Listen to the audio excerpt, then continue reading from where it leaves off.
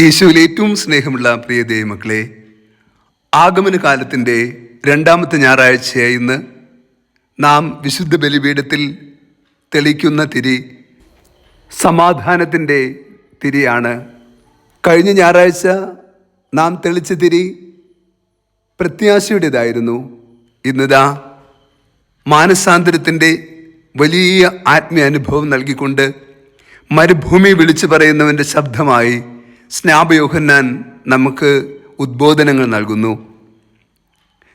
വിശുദ്ധ ബൈബിളിലെ അവസാനത്തെ പ്രവാചകനായ സ്നാപക യോഹന്നാൻ മരുഭൂമിയിൽ വിളിച്ചു പറയുന്ന സ്വരം നാം ശ്രദ്ധാപൂർവം കേൾക്കണം. മാനസാന്തരപ്പെടുവിൻ, സ്വർഗരാജ്യം സമീപിച്ചിരിക്കുന്നു.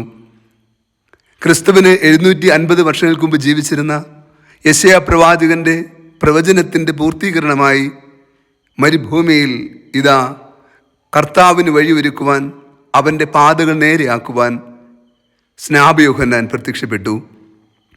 അവൻ്റെ വാക്കുകൾ ജ്വാലയുള്ളതായിരുന്നു, തീഷ്ണതയുള്ളതായിരുന്നു.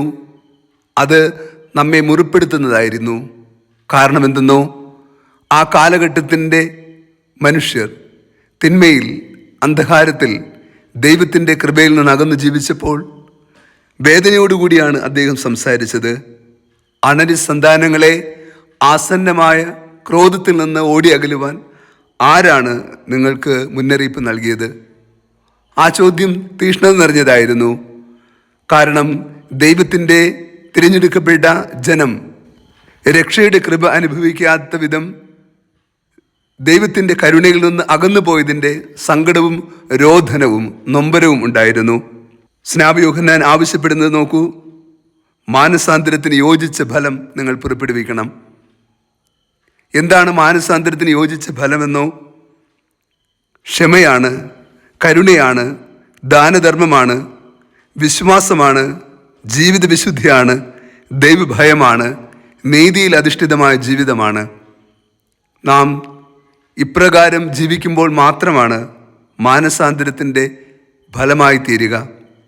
നമ്മളിൽ ഈ നന്മകളില്ല എങ്കിൽ ദൈവത്തിൻ്റെ രക്ഷാകരമായ കൃപ സ്വീകരിക്കുവാൻ നമ്മൾ അനർഹരായി തീരുകയും തിരസ്കൃതരായി തീരുകയും ചെയ്യും.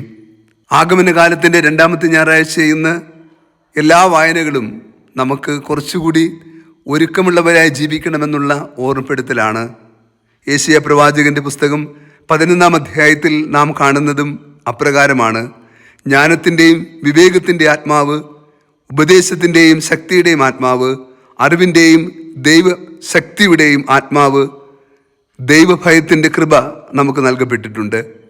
നാം ആ കൃപയ്ക്ക് അനുസൃതമായി, ആത്മാവിൻ്റെ പ്രചോദനങ്ങൾക്കനുസൃതമായി ജീവിച്ചില്ല എങ്കിൽ രക്ഷകരമായ കൃപ സ്വന്തമാക്കാൻ നമുക്ക് സാധ്യമല്ലാതെ പോകുമെന്ന് യെശയ്യാ പ്രവാചകനും ഓർമ്മപ്പെടുത്തുന്നുണ്ട്. ക്രിസ്തുവിൻ്റെ ജനനത്തിനായി പ്രാർത്ഥനാപൂർവ്വം ഒരുങ്ങുന്ന ഈ കാലഘട്ടത്തിൽ മാനസാന്തരത്തിന് യോജിച്ച ഫലം പുറപ്പെടുവിച്ചുകൊണ്ട് സ്നാപക യോഹന്നാനെ പോലെ എളിമയിൽ, ലാളിത്യത്തിൽ, വിശ്വാസത്തിൽ, വിശുദ്ധിയിൽ ജീവിക്കുവാനും ദൈവത്തിൻ്റെ തിരുഹിതം വിശ്വസ്തയോടെ നിറവേറ്റുവാനും വേണ്ട ആത്മീയ കൃപയ്ക്കായി നമുക്ക് പ്രാർത്ഥിക്കാം. കർത്താവ് നിങ്ങളോട് കൂടെ. സർവശക്തനായ ദൈവം പിതാവും പുത്രനും പരിശുദ്ധാത്മാവും നമ്മെ സമൃദ്ധമായി അനുഗ്രഹിച്ച് ആശീർവദിക്കുമാറാകട്ടെ. ആമേൻ.